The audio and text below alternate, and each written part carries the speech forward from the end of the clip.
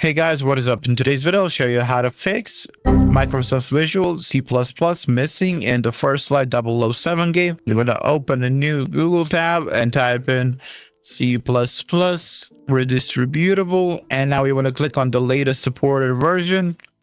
And you want to scroll a bit till you find latest supported redistributable version. And you want to download both x64 and x86. You want to click on it.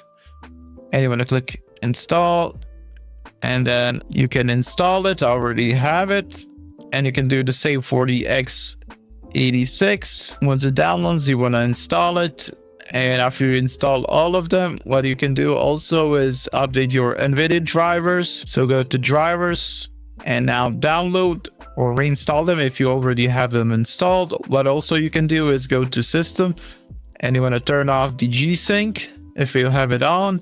Also go to settings and turn off, make sure that NVIDIA overlay is off.